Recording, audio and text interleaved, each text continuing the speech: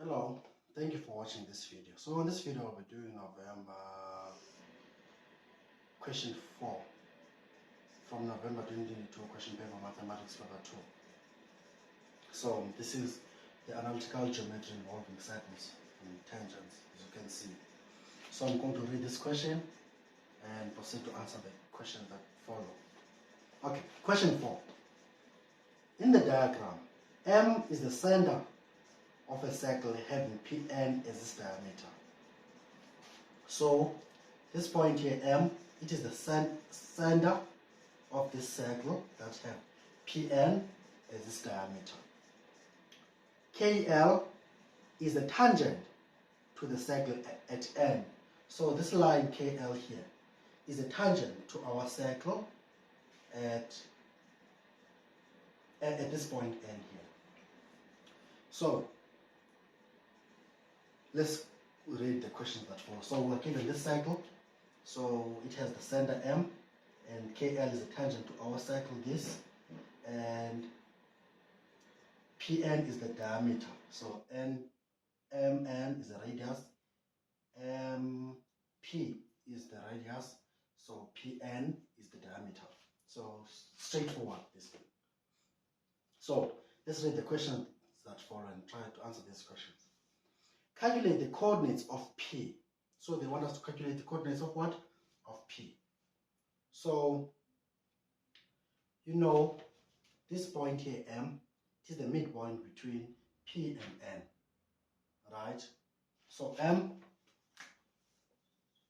which is the coordinates 3 and minus 5, is the midpoint. You know this because it is the center of the circle and this diameter goes through this guy. So it is in the middle. So the distance here between this R and the distance here between here is R. So what do we do? How do we get the midpoint? You get the midpoint by saying, okay, M is called x1 plus x2 all over 2.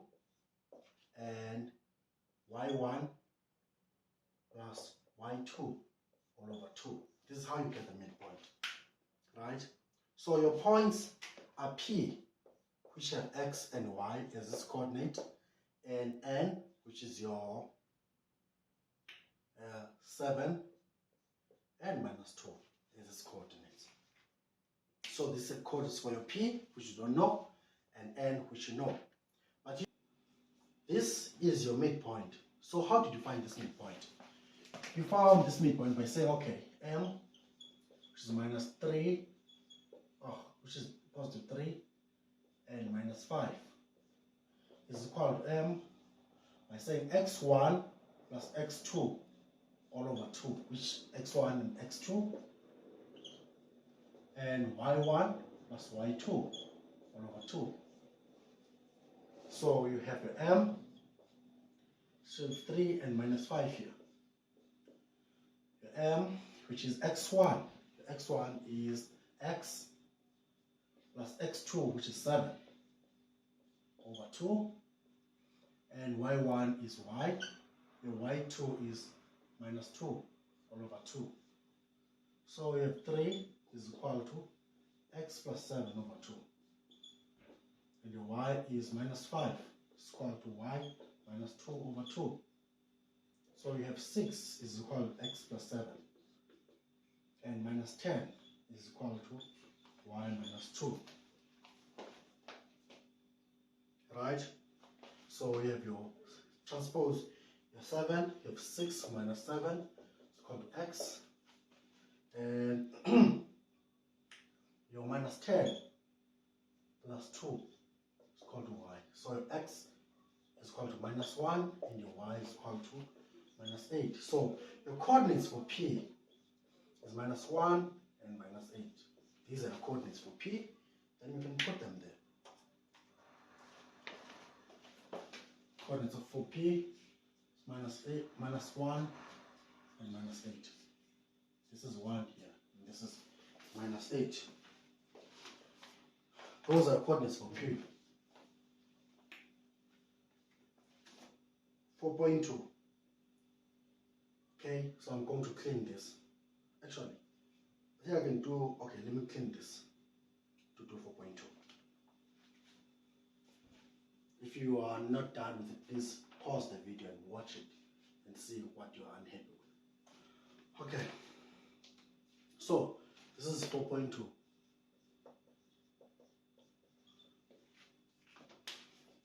Determine the equation of the circle in the form x minus a all squared plus x minus b all squared. It's called r squared, where a and b are center coordinates. So they want us to find the equation of the circle in the form. They want to find the equation of the circle in the form this, where a and b are coordinates of the center. So what are the coordinates of the center is m, which is what? 3 and minus 5. So what you do is substitute our a there, substitute our b there. So what do we have? We have x minus a, which is 3, all squared, plus y minus 5, all squared is equal to r squared. Right? What do we have? So we say, okay, we have x minus 3 all squared plus y plus 5 all squared is equal to r squared. So we have this equation in this form, but the problem is r now. We must find what the value of r is, of r squared.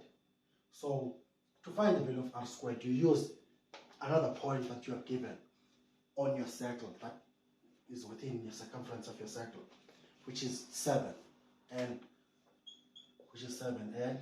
minus 2. So substitute your x and your y and find the value of r squared.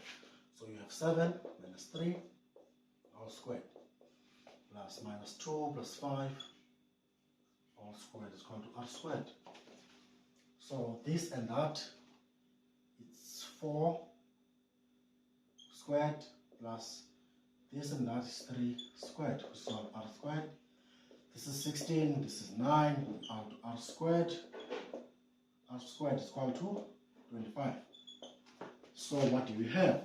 The equation is like x minus 3 all squared plus y plus 5 all squared is equal to 25. So this is the equation of the circle in that form. We have it. Then you go to 4.2.2.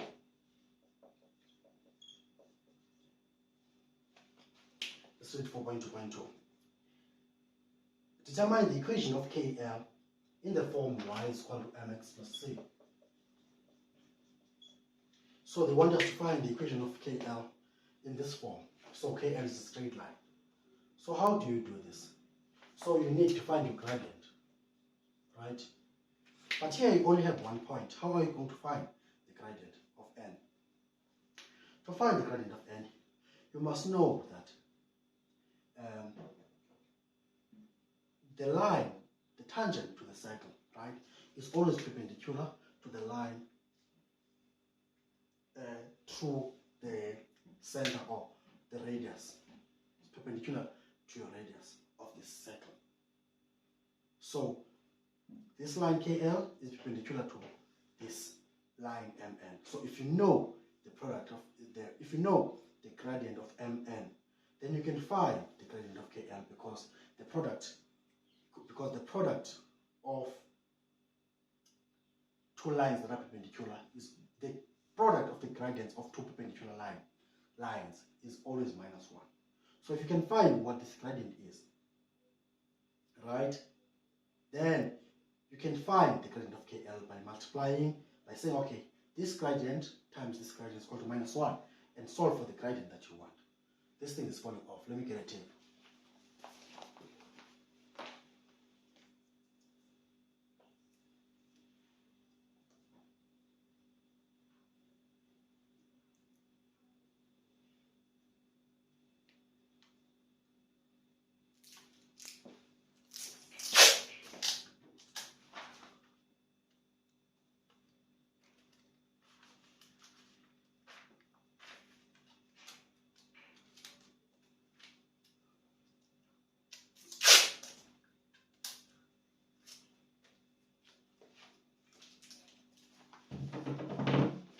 So this is fixed. So now we find the gradient mn. Gradient of mn is equal to y2 minus y1 over x2 minus x1. So we can say this is 1 and this is 2. Y2 is equal to minus 5 minus y1, which is equal to minus 2, right? All over m1 x2, which is 3 minus 7, right? So you have minus 5 plus 2 all over minus 4, right? So you have this and that is minus 3 over 4 over minus 4. So your m of mn is equal to this, which is equal to 3 over 4. So you could have just punched it here. So your gradient for mn is equal to 3 over 4. Right? So now, what you know is the gradient of mn times the gradient of KL is equal to minus 1. The reason is because mn is perpendicular to KL. So if the two lines are perpendicular, then the product of their gradient is equal to minus 1. So you have this one is 3 over 4 times this one, which is you don't know. KL is equal to minus 1. Then you divide by 3 over 4, divide by 3 over 4. So your m of KL, the gradient of KL, is equal to minus 4 over 3. So this is your gradient of what? Of KL. So I'm going to clean this side because I'm going to need more space now.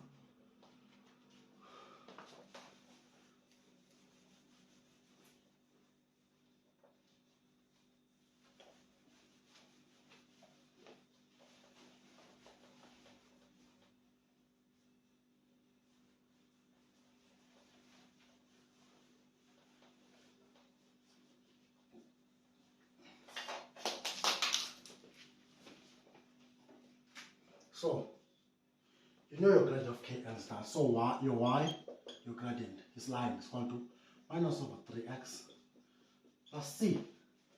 Then you want to find the value of c, you use the point that you have there, which is 7 and minus 2, to find the value of c. So your x and y is equal to negative 2, your minus 4 over 3, x7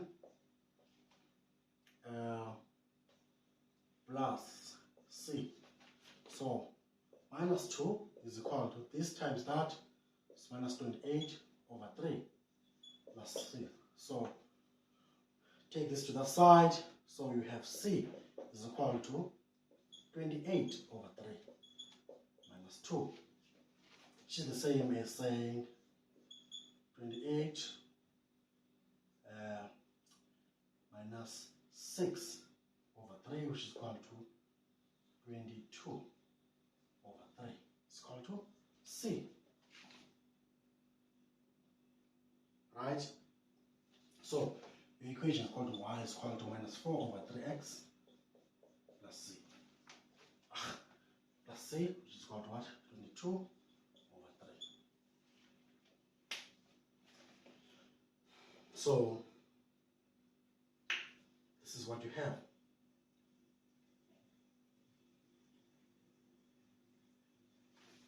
So this is the equation of the line. So going to 4.3, going to clean the side. If you are not clear, you can pause or watch the video. Or if you have questions or you're unhappy about something, you can write me on the comment section. Let's talk about these things. So, for which values of k will y equal to minus 4 over 3 x plus k be a secant. So they're asking for what values of k will the line which is parallel to this or this line be a secant. So this line KL here is a tangent because it touches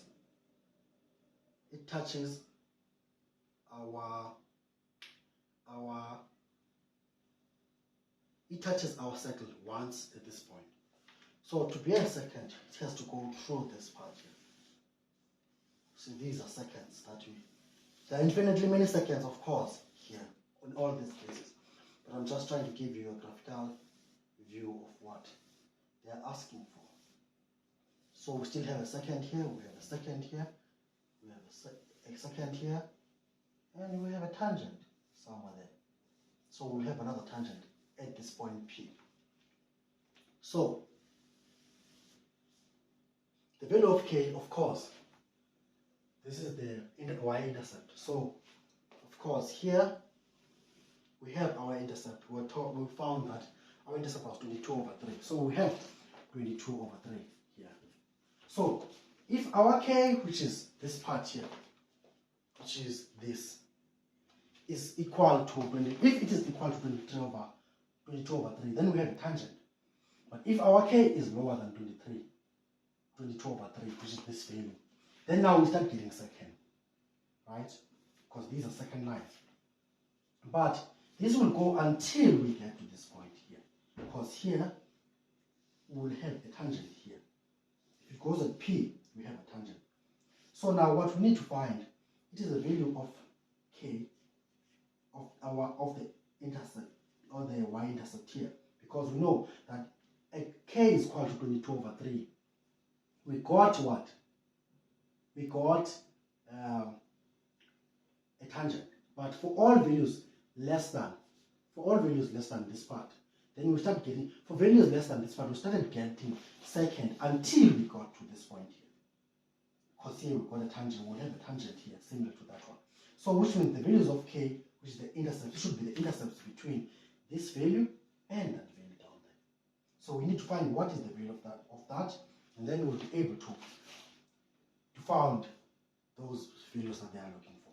So we have that value here, which means to get tangents, your intercept must exactly be that. But to get secant, it should be lower than that one, up until you have a tangent here. So what will be the corresponding intercept of that tangent? So that's what you need to find. So you know that these two will be parallel, this one and that one. So they have the same gradient. So what that means is, say, okay, y is equal to minus 4/3x plus c, right? So now you want to find the value of the intercept. Then you have p, which is equal to minus 1 and 8. So you say, okay,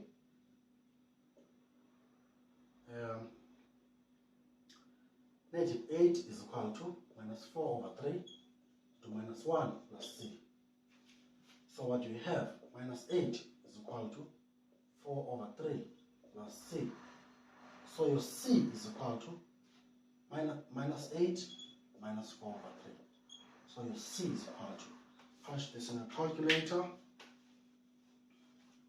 or maybe I can do it this time that. So it's minus 24 minus 4/3.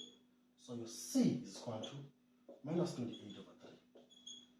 So your line there is y is equal to minus 4/3x minus 28/3.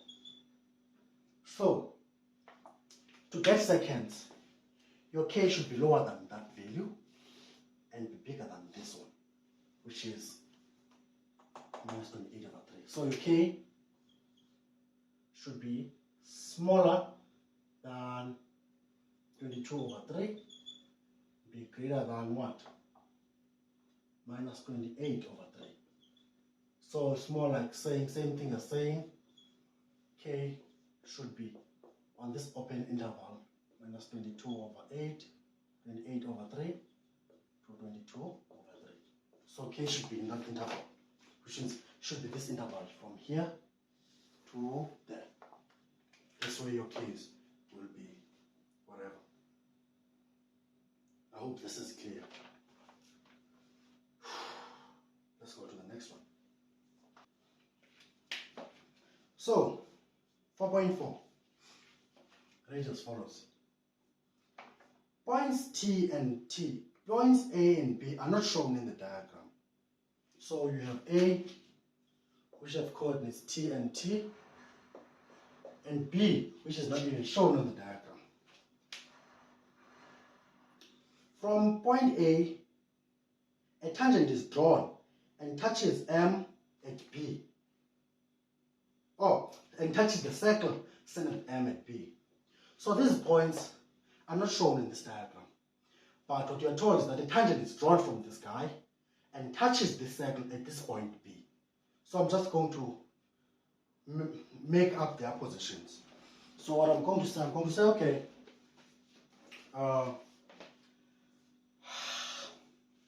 let's say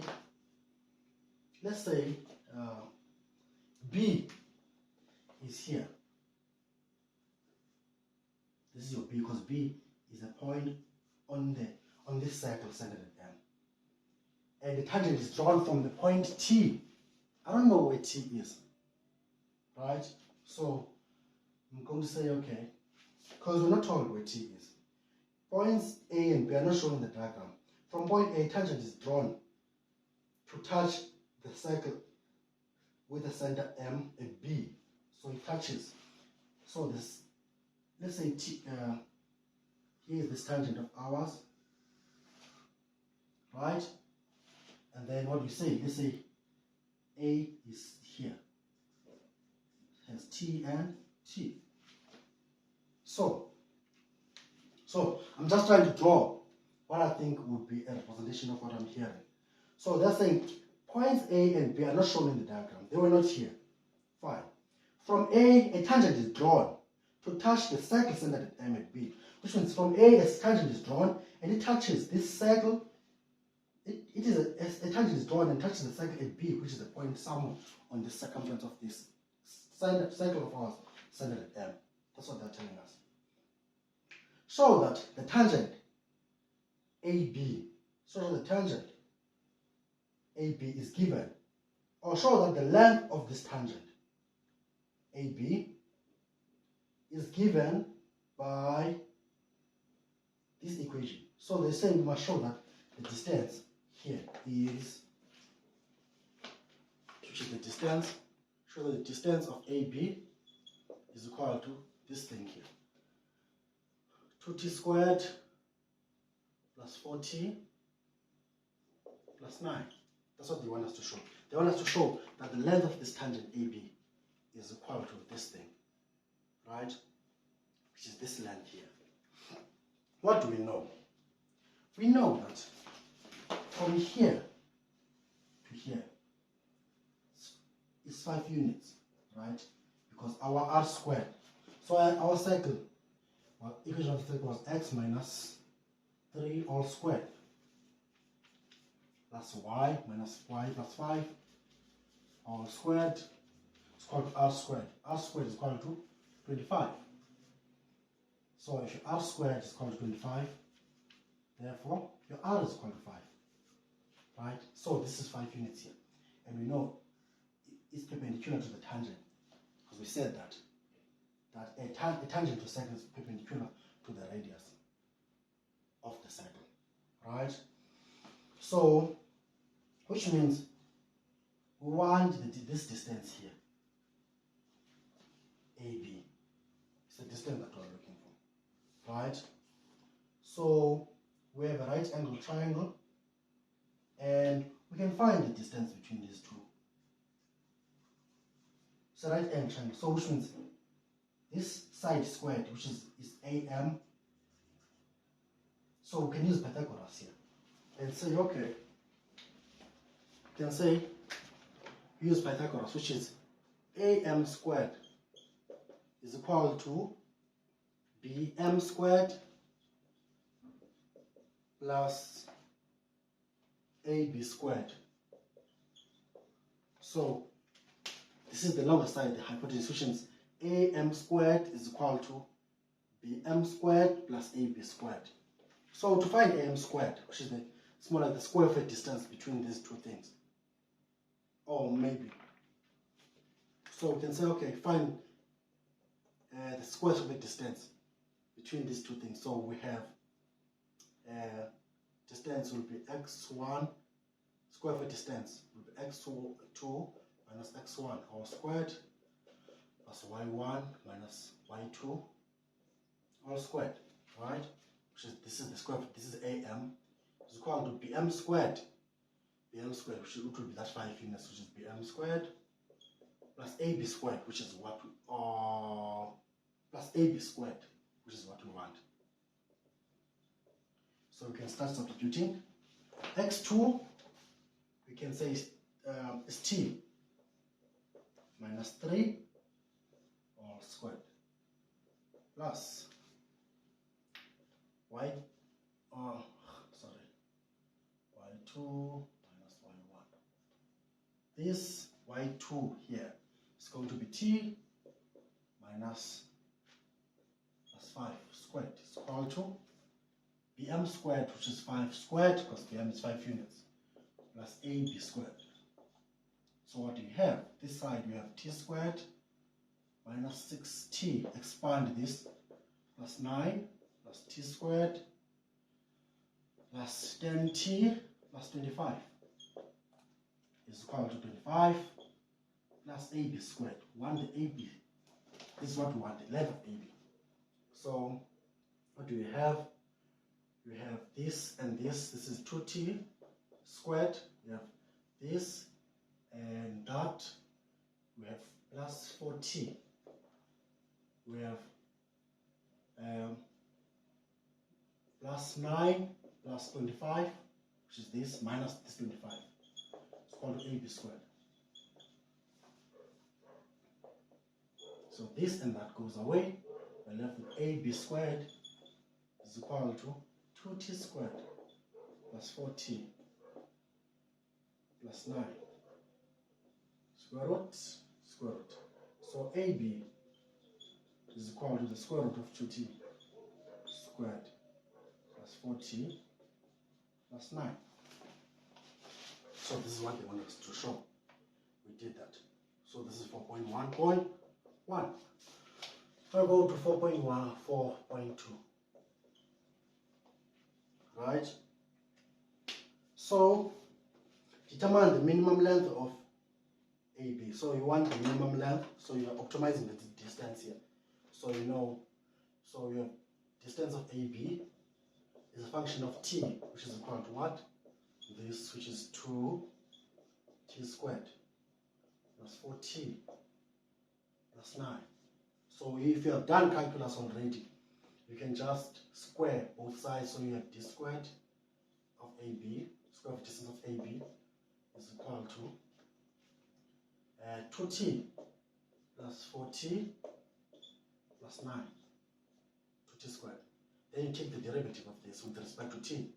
So D squared of AB is a function of T with respect to T. So it's equal to this time this is 4T plus 4. So you equate this to 0, solve for T. So transpose this side, 4T is equal to minus 4 divided by 4 divided by 4. T is equal to minus 1. This is your value of T. This is the value of T that will give you the minimum distance. Then check this value of T, substitute on this distance formula to get your actual minimum length. So your D, AB is a function of T. So minus 1 is equal to 2 into negative 1 all squared plus 4 into minus 1 plus 9, right? So this is square root of what? Of 2 minus 4 plus 9. So this is this and this 5. So we have the square root of what? Of 7. That is the minimum distance of AB that you can have if your A is T and T. So we're done with this question.